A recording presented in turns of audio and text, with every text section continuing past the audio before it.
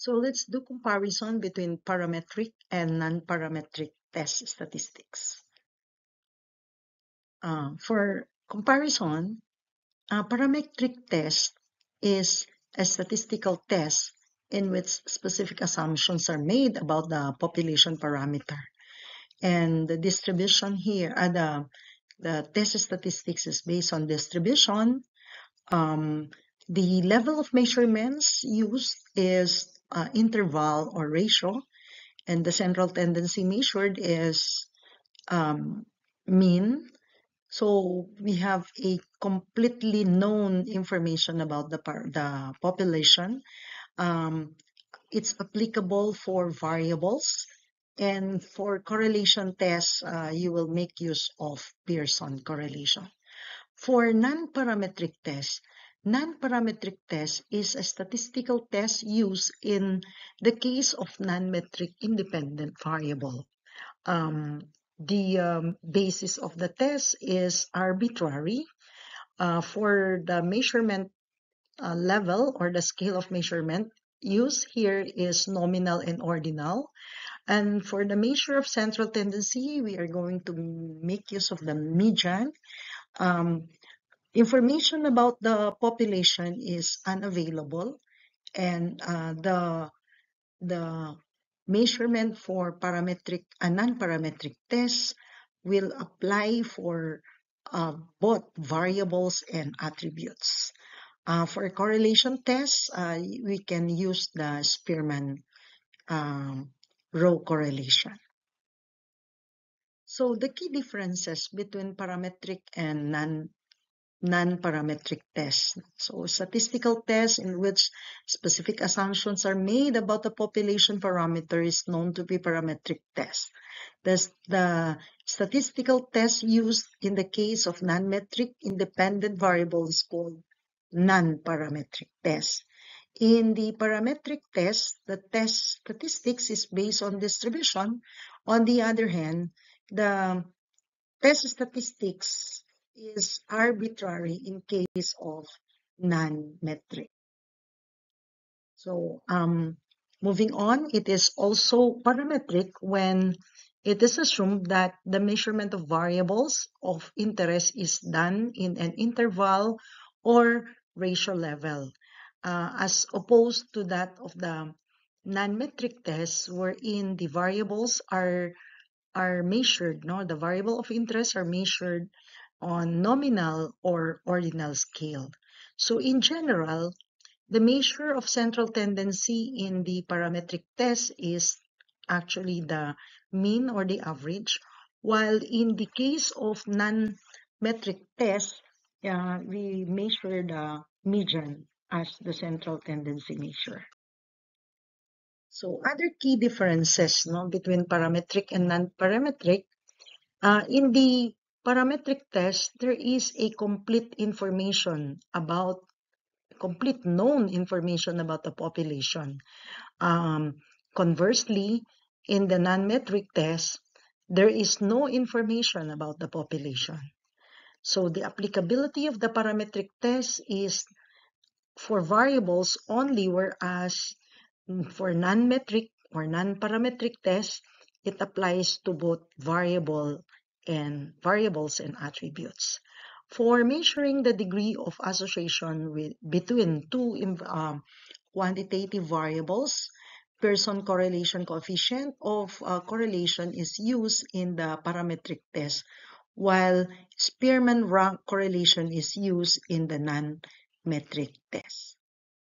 Okay, so may I give you equivalent test? So if you're going to test hypothesis involving independent sample test, independent sample, and you are measuring a parametric test, so you will use or we will be using t-test.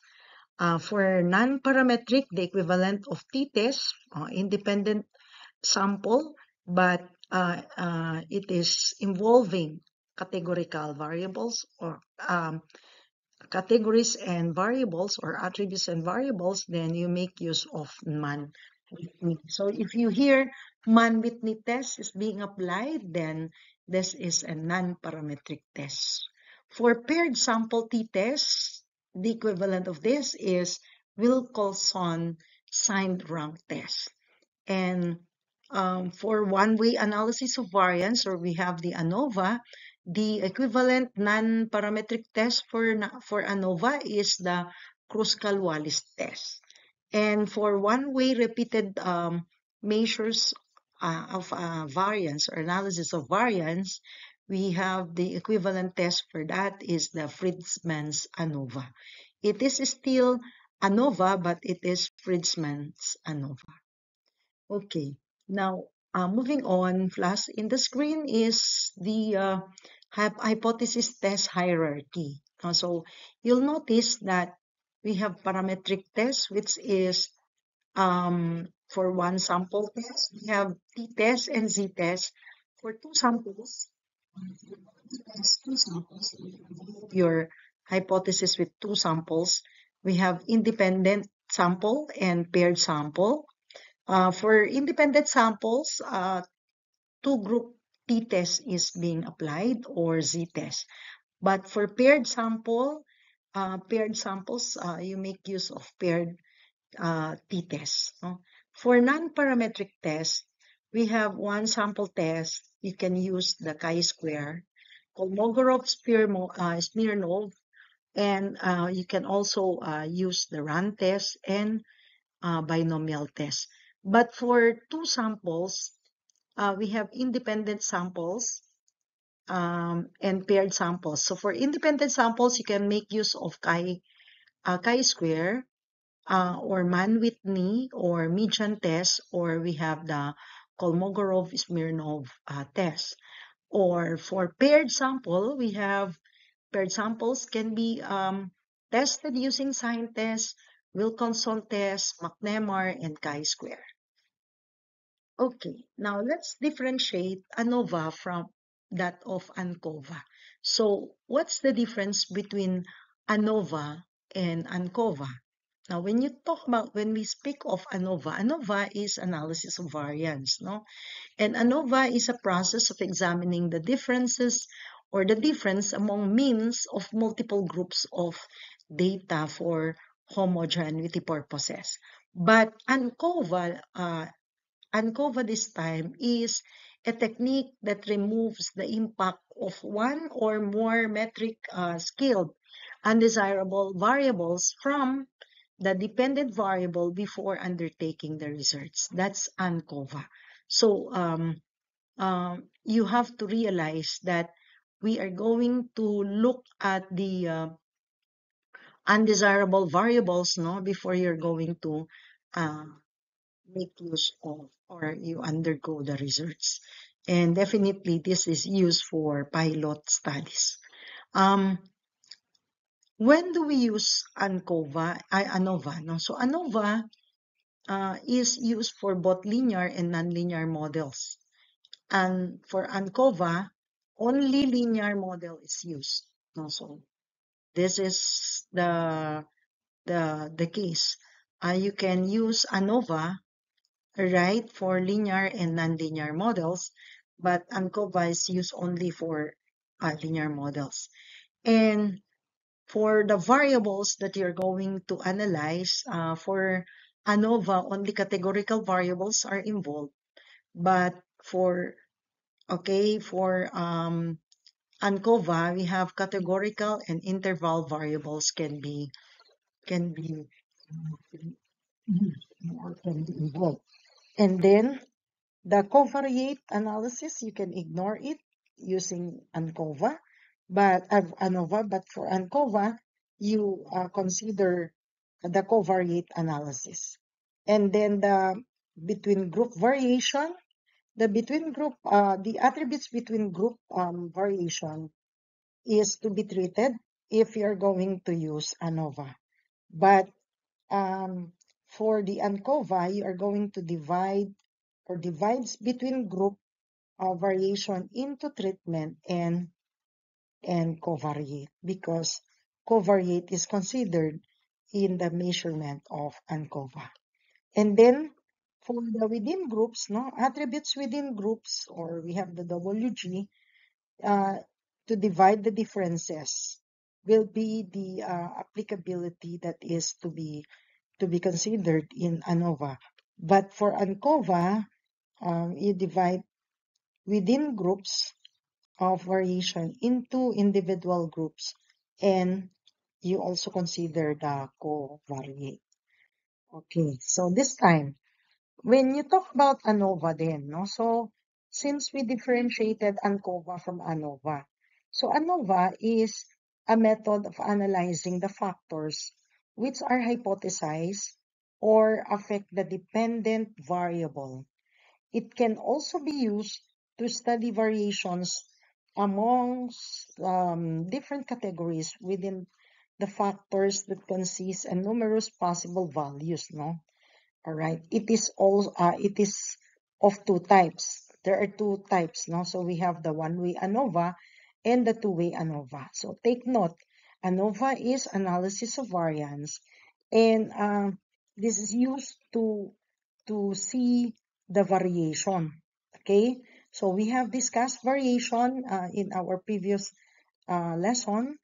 Variation is actually measured by standard deviation or variances, no? So the square of the square of standard deviation is definitely the variance, and we look at the variation of the data, not the comparison of means, but instead variation of the data, and we are involving already more than two variables here, two comparisons, no? Okay, and there are two types of ANOVA. One-way ANOVA, one way when one factor is used to investigate the difference among the different categories having many possible values. So that's one-way ANOVA. But if it is two-way ANOVA, you have already two factors to be investigated. Okay, so you are going to simultaneously investigate two factors to measure the infraction of the two factors influencing the variable being investigated. So take note of that, one-way or two-way ANOVA. Okay, now let's differentiate. Okay, let's see the differences of one-way and two-way. So for one-way, all right, the hypothesis test that you're going to test here is the equality of three or more population, all right, which is simultaneously done. But for two-way, all right, this is a statistical technique where the interaction between two factors, so there will be two factors already that is influencing the variable that you are studying or you're interested to study, no? Okay, and for one way, it's only one way when there is only one independent variable. And if it is, okay, if it involves two independent variable, we have already two-way. So moving on, for independent variable, if it's just one way, there will only be one independent variable for one-way ANOVA. But if you have two independent variables, so it's two factors anyway, therefore you will make use of the two-way ANOVA. Now, definitely for ANOVA test, no, you will have three or more levels of one factor for one way, but effect of multiple level of two factors will be seen if you make use of two-way ANOVA, no? And then for one-way ANOVA, the observation need not to be the same in each group. And so take note of that. If there are two factors, you need to have an equal number of groupings in each group if you are going to have two factors to be tested in two-way ANOVA. And then we have the experimental design. For one-way ANOVA, it need to satisfy only two principles. Okay, so the two principles we satisfied in the experiment, in the design experiments, no? But for two-way ANOVA, all three principles needs to be satisfied in the experimental design. Okay, this time, let's further define one-way ANOVA then. So, one-way analysis of variance is a hypothesis test in which only categorical variable or single factor is considered. And this is a technique which enables us to make comparison of means of three or more samples with the help of F distribution. And that's why we're going to test the hypothesis using F-test, no? And this is used to find out the difference among its different categories having several possible values. So your null hypothesis, therefore, here is the equality in all population means, while alternative hypothesis will be the difference at least one mean. Okay, so you test the hypothesis, and if it is found significant, you need to come up with post hoc analysis. So post hoc analysis for analysis of variance is applied because in the analysis of variance, whether it's one way or two way, you'll say there is significant differences, meaning your null hypothesis is actually um, proven false. And so you have rejected, okay, you rejected null hypothesis, but you need to know what particular extract, if you're talking about extract. So you have four extract. We have the crude extract, you have the 75%, 50%, and then 25%. Now, if there is significant differences, which of these extract came to be significant? And that's why you do post hoc analysis. And post hoc is only used when you are talking about ANOVA, analysis of variance, because you're dealing already with more than two comparisons, no? Okay, so one-way ANOVA is based on the following assumptions.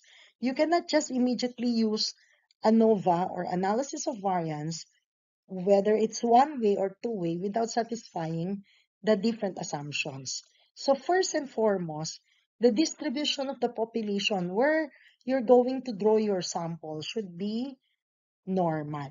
Okay? So it should be normal. So normal distribution of the population from which the sample is to be drawn. Okay? It cannot be skewed. It cannot be skewed to the right or skewed to the left. No. And then measurement of dependent variable is utilizing the ratio or the interval level. So it means therefore that it is a result of measurements. It is not just enumeration data. It is supposed to be utilizing the scale of measurement using interval or ratio. And then two or more than two or more categorical independent groups in the independent variable. Uh, it is, of course, independent sample. So independence of samples, right? And homogeneity of variance of the population. So these are the 5 assumptions to be satisfied before you can use the analysis of variance test. Okay, now let's talk about the definition of a two-way ANOVA. A two-way ANOVA is, um, as it names it, okay, signifies the hypothesis test wherein the classification of data is based on two factors. So two-way because there are two factors. And for example, the two bases of classification for the sales made by a certain firm or a certain corporation is the first on the basis of the sale by the different salesman, and the second by the sales in the various regions. So there are two factors that are being considered. So you might not say it's based on the performance of the salesman, but it also depends on the location. So sales is not only based on sales talk of salesman, but sales is also based on the nature of where are you selling the product. Okay, which means that it also depends on location. So there are two factors that you need to look at here. But what is the dependent variable? It is on sales, outcome of the demand. No? So in other words, you make a comparison of several levels and two conditions. So there are two conditions. What are the two conditions? Okay, is sales influenced by the salesman's strategy or salesman's ability, or is sales is influenced by the location, which is regional. So in this case, it involves already two independent factors. And so you make use of two-way ANOVA. Right. So here, there are two independent variables involving multiple observations at a certain level. So there are multiple observations that you need to come out. Okay. Then we have the two-way ANOVA examines now. This is what ANOVA, the two-way ANOVA do. No, and it examines the effect of the two factors on the continuous dependent variable. It will also study the interrelationship between independent variables influencing the values, okay, of the dependent variable, if there are. All right. Now, for the two-way ANOVA, there are different assumptions that you need to be satisfied. Okay, you need to satisfy, need to be satisfied so that you can use the two-way ANOVA. So, first and foremost, you have to pick up your samples or draw your samples from a normally distributed population. So the distribution should be normal.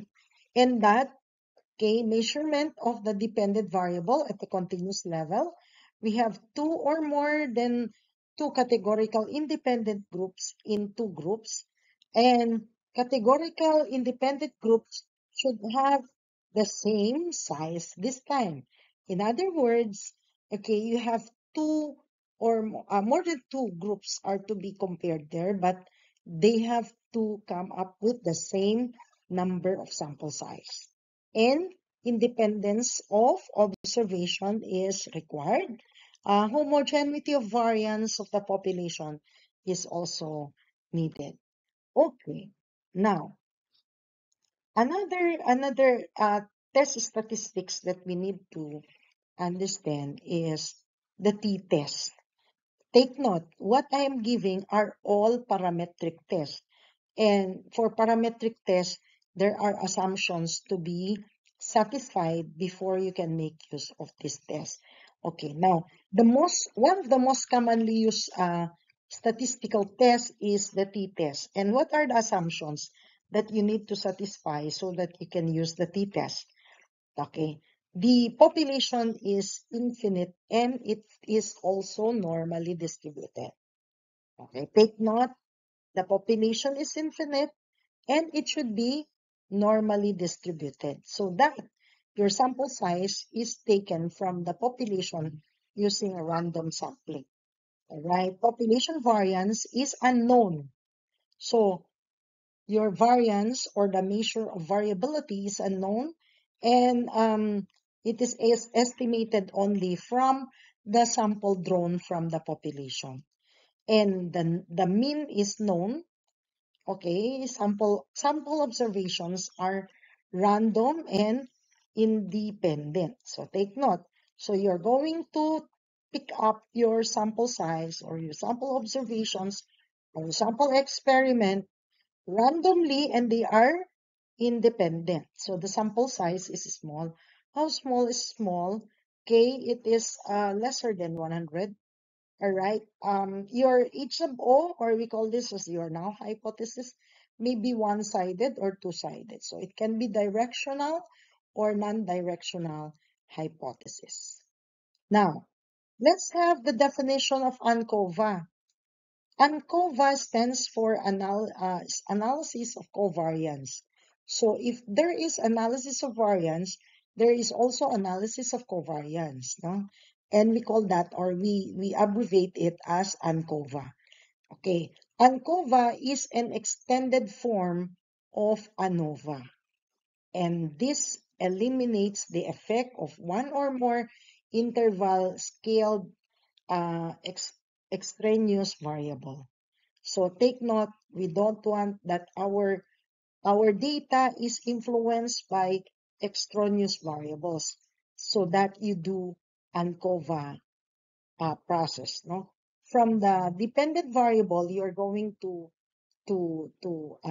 perform the ANCOVA before carrying out your results, so that extraneous variables will be um, yeah, eliminated. No, it is the point or the midpoint between ANOVA and regression analysis, wherein one variable in two or more population can be compared while considering the variable um, of other variables, no? The variability of other variables.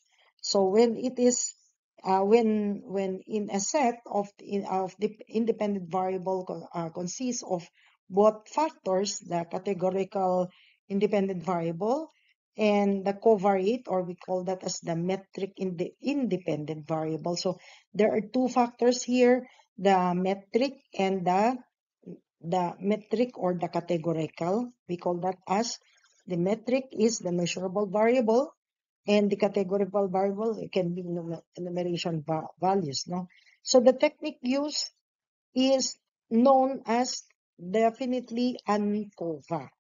The difference in the dependent variable, because of the covariate, is taken, okay, by an adjustment of dependent variables mean value within each treatment condition, and that is ANCOVA.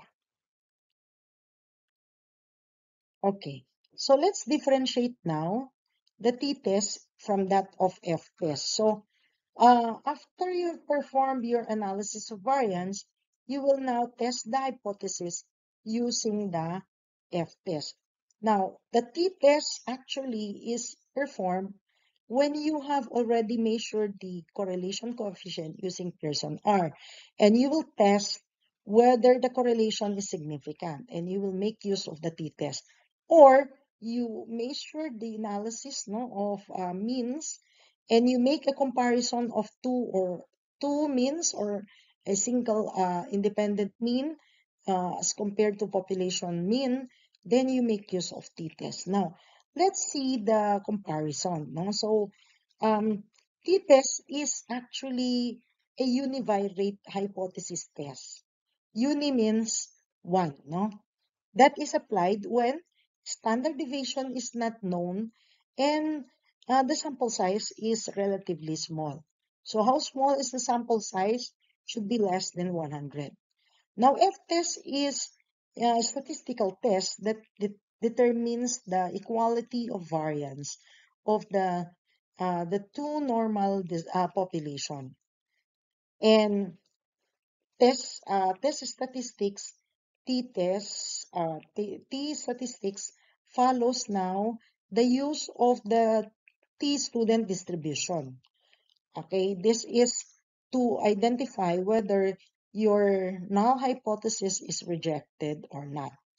Okay, while F statistics follows the Isny-Decore F distribution. So if you hear F distribution, F test is being used, and that is to test the analysis of variance, because you analyze and then you interpret. So you make use of ANOVA and then interpret it using F test, and that is you are going to use the Snedeker F distribution under the null hypothesis.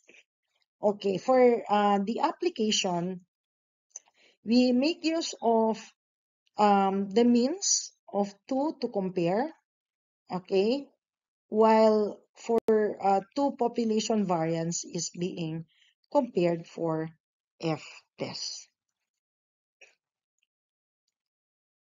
Okay, now Let's see, therefore, the differences, no? F-test is univariate, and it is applied when standard deviation is not known and the sample size is small. For F-test, F-test is a statistical test that determines the quality of variance of two normal population. And for t-test, t-test follows t-student distribution for the analysis of your normal distribution, and you'll see whether the null hypothesis is accepted or rejected. You'll make use of t-student distribution. While for F-test, we make use of the Snellicore F distribution for your test of your null hypothesis. And it is applied to compare two population means, right, for t-test, but comparison of two population variance for F-test. Okay, so F-test definitely is defined or is used when you want to describe a type of hypothesis test that is based on Snellicore F distribution under the null hypothesis test. The test is performed when it is not known whether the two populations have the same variance. And that's why you are going to analyze the variances first, whether it's ANOVA, one-way ANOVA, or two-way ANOVA.